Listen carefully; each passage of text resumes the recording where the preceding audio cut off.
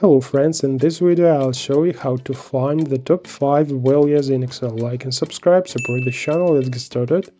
So to find the top 5 values in any data range, we use a simple, efficient large function. How it works?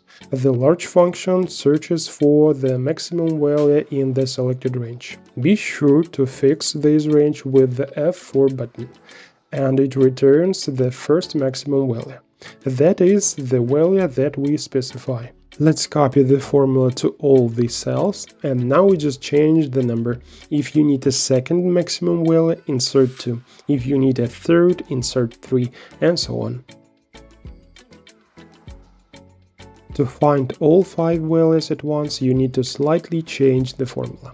We'll keep the first argument the same, but replace the second argument with the row function, for this function to return row numbers. And if you need the first 5 values, we'll expand the formula by 5 cells. If you need the first 7 values, then by 7, and so on. You may have noticed that the number 93 has been repeated twice.